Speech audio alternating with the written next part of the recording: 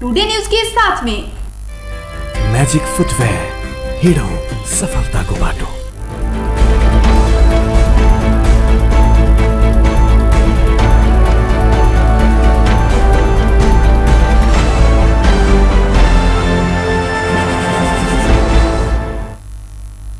नमस्कार, टुडे न्यूजमा यहाँहरूलाई स्वागत छ। म आशा अधिकारी। न्यूज सुरु गरौँ। जनकपुरका युवाहरूले फोहोरको डङ्गुर जनकपुर धाम उपमहानगरपालिका कार्यालयको मूल गेटमा थुपारे सम्बन्धी प्रसङ्गबाट। समयमा फोहोर नउठाएको भन्दै युवाहरूले नगरको फोहोर उठाएर जनकपुर धाम उपमहानगरपालिका कार्यालयको गेटमा थुपारेर विरोध जनाएका छन्। विगत 1 महिनादेखि फोहोर नउठेका कारण नगर नै दुर्गन्धित हुन थालेपछि युवाहरूले नगरभित्रको फोहोरको डङ्गुरहरू उठाएर उपमहानगरपालिकाको मूल ढोकामा थुपारेका हुन्। युवाहरूले जनकपुर धामको रमानन्द चौक, जानकी चौक, जानकी मन्दिर, राजदेवी मन्दिर लगायतको स्थानबाट फोहोर जम्मा गरी ट्र्याक्टरमा राखेर उपमहानगरपालिकाको मूल ढोकामा थुपारेका थिए। फोहोर जम्मा गरेर उपमहानगरपालिकाको मूल ढोकामा थुपार्न पुगेका युवाहरूले जनकपुर धाम उपमहानगरपालिकाको प्रमुख, उपप्रमुख मुर्दाबाद, भ्रष्ट मेयर मुर्दाबाद, उपप्रमुख गैर जिम्मेवारपूर्वक अभिव्यक्ति फिर्ताले लगायतका नारा समेत लगाएका थिए। केही दिन अगाडि मात्रै जनकपुर धाम उपमहानगरपालिकाकी उपप्रमुख रिता मिश्रले एक टेलिभिजनमा जनकपुर धामकै स्थानीय फोहोर फाल्न नदिएको र केही व्यक्ति नगरपालिकालाई असफल बनाउने प्रयास गरिरहेको अभिव्यक्ति दिएकी थिइन्। फोहोरको डेङ्गु सहित पुगेका युवा अभियन्ताहरू उपमहानगरका फोहोर व्यवस्थापनको नाउँमा प्रत्येक वर्ष करोडौँको रकम खर्चने गरेको छ, तर नगर अहिले पनि सफा हुन नसक्न दुःख रहेको गुनासो पोखेका छन्। सब ध्यान आकर्षण करावे ले आई जगह पहली है। 1-2 जगह मंदिर के हम सब कचरा उठा के कि नगर पालिका जल्द से जल्द लेकर व्यवस्थापन करो और जनकपुर के कचरा सब उठाओ। दाजू अभिव्यक्ति वाला कौन अभिव्यक्ति करी फिरताले? अभिव्यक्ति जब वही कुछ दिन परसों खुलवा के रहे न्यूज़ 24 के रवि लामी छाने जनकपुर आयल, तो वही में मेयर साहब के बार फोन कल के तो फोन नहीं उठल के, तो बाद में उपमेयर साहब से संपर्क भेले तो कचरा दिया जब ओकरा से शिकायत कल गए तो उपमेयर साहब के कारण चली कि जनकपुर वासी कहाँ दोनों कचरा नहीं उठावे दे रहा है और जनकपुर वासी के आदत है कि फोर में रह के तय किसी युवा अभियन्ता आक्रोशित युवाहरूले नगरको जनप्रतिनिधिहरू नेतृत्वमा पुगेको 4 वर्ष पुगिसकेको छ, तर अहिलेसम्म ल्यान्ड फिल्ड साइटको निक्योल लगाउन नसक्नु उपमहानगरको अक्षमता प्रदर्शन भएको जनाए। उपनगरलाई ध्यान आकर्षण गराए आफूहरू फोहोरको डङ्गुर उपमहानगरपालिकाको मूल ढोकामा थुपार्ने बाध्य भएको युवाहरूको भनाइ छ। पूर्वी पहाडमा जारी अबेर वर्षाका कारण सप्तकोशी नदीमा पानीको बहाव बढेको छ। पानीको बहाव बढेसँगै सप्तरी र सुनसरीको सीमामा बस्ने स्थानीय प्रशासनले सतर्कता अपनाउन अनुरोध गरेको छ। नदीको ब्यारेजमा पानीको बहाव प्रति सेकेन्ड 3,42,970 क्युसेक पुगेको मङ्गलबार बिहान गरिएको मापनले देखाएको छ।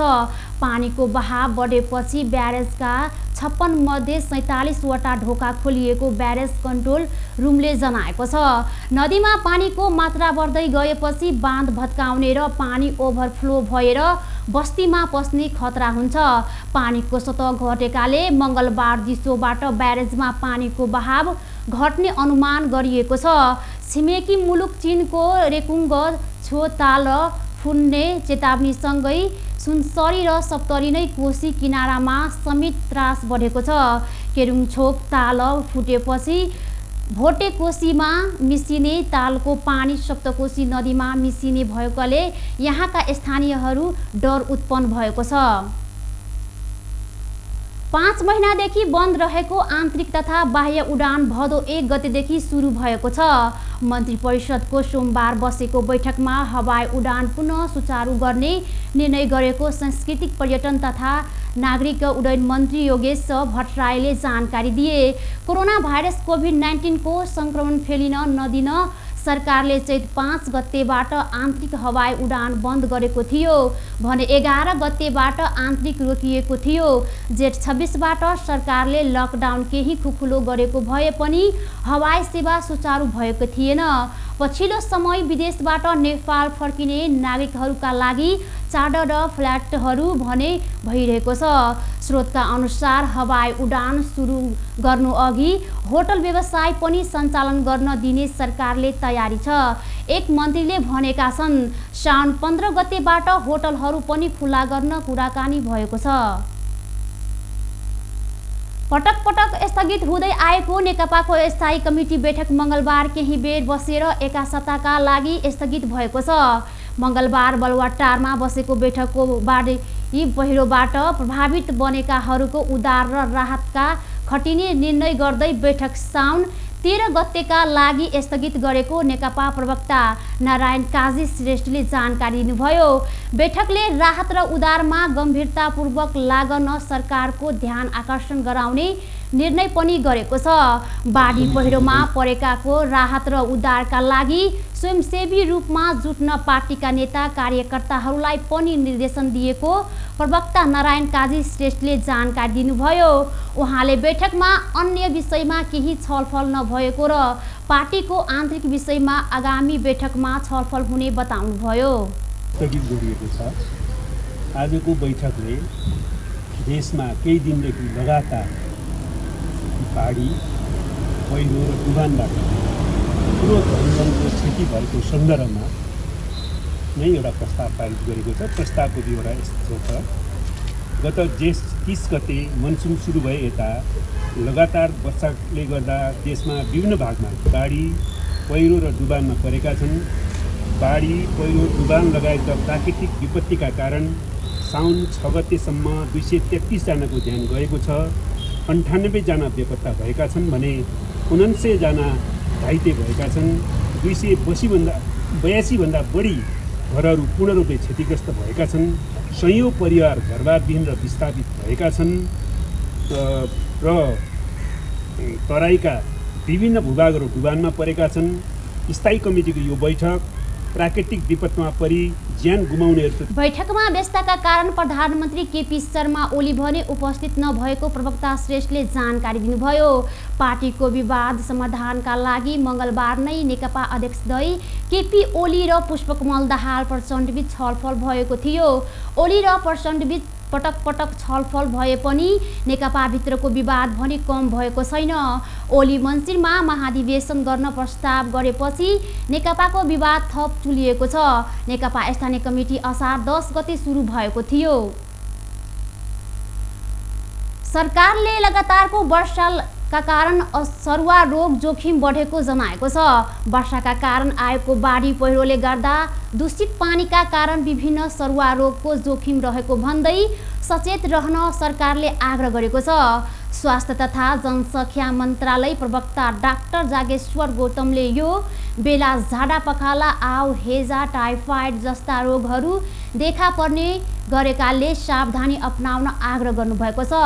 फोहोर पानी र असन्तुलित खानेपानी कारण असरुवा रोगको सङ्क्रमण बढ्ने गरेको उहाँले भनाइ छ। विशेष गरी बालबालिका ज्येष्ठ नागरिक र गर्भवती यस्ता रोगहरू सङ्क्रमण जोखिममा रहेकाले उनीहरूको ख्याल गर्न मन्त्रालयका प्रवक्ता गौतमले आग्रह गर्नुभएको छ। कोरोनाको जोखिम पनि बढेकाले सचेत भई सुरक्षित रहन उहाँले सुझाव दिनुभएको छ।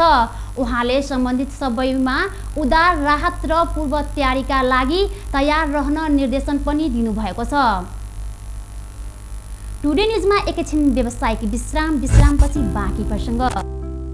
यस डायरीमा मेरा सबै मिठा यादहरू छन्। मेरो हातमा यही फेभरेट ब्याट थियो जब मैले पहिलो पटक इन्टरनेसनल सेन्चुरी बनाए। यही बलले मैले फर्स्ट टाइम 5 विकेट्स लिएको थिएँ। ओडिआई स्टेटस पाउँदाको त्यो क्षण अनि मेरो पहिलो man of the match award पनि। मैले हासिल गरेको अचिभमेन्ट्समा मेरो मेहनत, सङ्घर्ष अनि मलाई साथ दिने मेरा फेभरेट चिजहरू छन्। सफलताको बाटो हिँड्ने ती सबैलाई म्याजिकको सल्युट। म्याजिक फुटवेयर हिँडौँ सफलताको बाटो। ए त्यो रातो वाला हैन, हरियो वाला ए सानो वाला हैन के, ठुलो वाला गाडीमा ठुलो वाला। नमस्कार साउजी। नमस्कार, बसौँ न बसौँ। अनि उहाँ चाहिँ मास्टर वाला कि इन्जिनियर वाला? यो कान्छो इन्जिनियर। ए कान्छो इन्जिनियर वाला।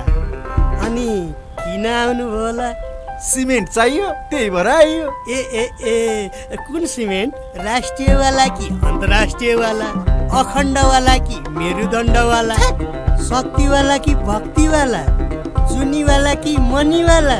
ए साउजी, नेपाल गुणस्तर प्रथम अवार्डबाट पुरस्कृत असली ओपिसी सिमेन्ट। ए नो कम्प्रोमाइज वाला शिवम सिमेन्ट। ठीक रोज्नुभयो। नेपाल गुणस्तर प्रथम अवार्डबाट पुरस्कृत असली ओपिसी सिमेन्ट शिवम सिमेन्ट। क्वालिटीको मामलामा नो कम्प्रोमाइज। के पिउँ कि कुन चाहिँ वाला? जीवनको हरेक मोडमा छ टिभीएस स्ट्राइकरले दिन्छ सुपर कम्फर्टको आवाज। सुपर भन्दा एक्स्ट्रा सुपर। टिभीएस स्ट्राइकरले दिन्छ 65 किलोमिटर भन्दा बढी सुपर माइलेज। हरेक दिन यात्रा गर्छु म भरोसा लिएर। टिभीएस स्ट्राइकरको सुपर स्टाइलले सारा संसारको आँखा हुन्छ म माथि नै। टिभीएस स्ट्राइकर 125 सीसी सुपर भन्दा एक्स्ट्रा सुपर।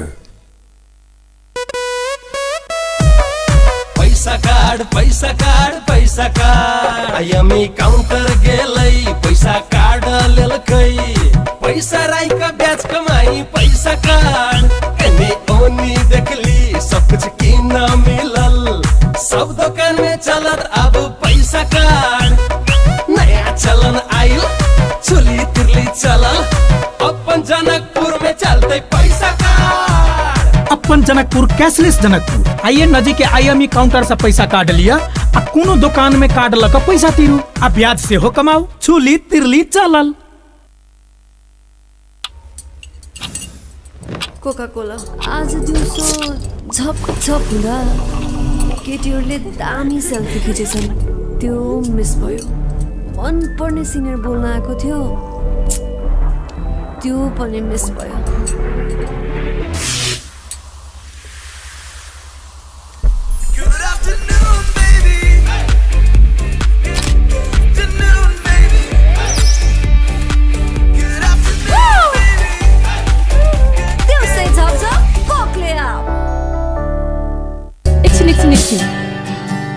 फेरि सुरुदेखि है त। साथीभाइसँग फेस टु फेस भेट्नुको मजा त बेग्लै हुन्छ, तर अहिलेको समय जब it's better to be separated, we are happy to keep you connected. आज भोलि सधैँ सँगै। नाममै यसको शक्ति छ, नाममै सङ्गीत छ, नाममै पहिचान छ, नाममै यसको ओपिसी सिमेन्ट। व्यावसायिक विश्रामपछि स्वागत छ अब बाँकी प्रसङ्ग।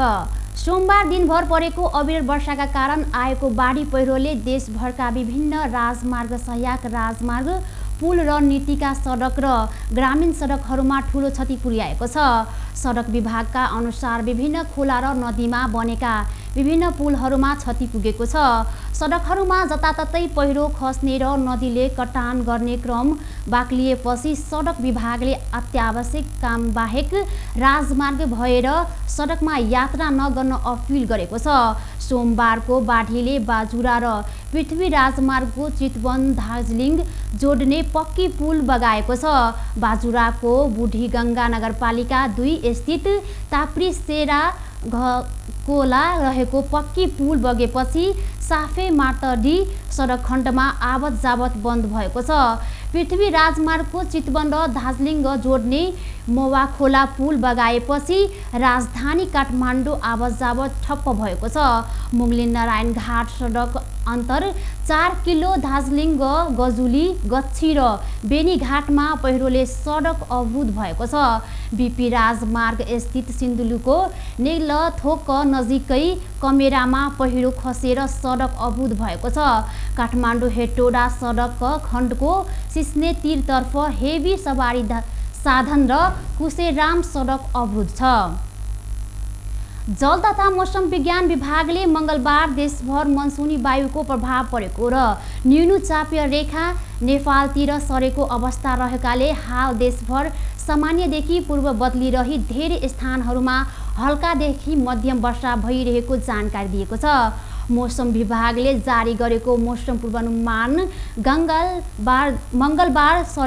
मङ्गलबार दिउँसो देशभर सामान्यदेखि पूर्व बदलिरही धेरै स्थानमा हल्कादेखि मध्यम वर्षा हुने सम्भावना रहेको जानकारी दिएको छ। त्यसैगरी प्रदेश नम्बर 1, प्रदेश नम्बर 2, बागमती प्रदेश, प्रदेश 5 र गण्डकी प्रदेशका थोरै स्थानमा साथै सुदूरपश्चिम प्रदेश र कर्णाली प्रदेशका 1 वा 2 स्थानमा भारी वर्षाको समेत सम्भावना रहेको पूर्वानुमान उल्लेख छ। यस्तै आज राति देशभर सामान्यदेखि पूर्वी बदलिरही देश स्थानमा हल्कादेखि मध्यम वर्षा हुनेछ र प्रदेश 1, प्रदेश 2, बागमती प्रदेश, प्रदेश 5 र गण्डकी प्रदेशका थोरै स्थानहरूमा साथै सुदूरपश्चिम प्रदेश र कर्णाली प्रदेशका 1 वा 2 स्थानमा भारी वर्षाको समेत सम्भावना रहेको छ। अब आर्थिक प्रसङ्ग।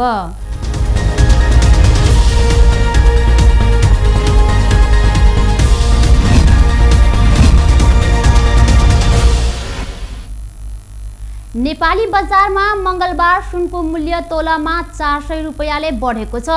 बजारमा छापावाल सुन प्रति तोला 92,700 रुपैयाँमा कारोबार भइरहेको नेपाल सुन चाँदी व्यवसायी महासङ्घले जनाएको छ। सोमबार बजारमा छापावाला सुन प्रति तोला 92,300 रुपैयाँमा किनबेच भएको थियो। मङ्गलबार तेजाबी सुन प्रति तोला 92,260 रुपैयाँका किनबेच भइरहेको छ। चाँदीको मूल्य तोलामा 40 रुपैयाँले बढेर प्रति तोला 1,040 रुपैयाँमा कारोबार भइरहेको महाशाखाले जनाएको छ। अब अन्तर्राष्ट्रिय प्रसङ्ग।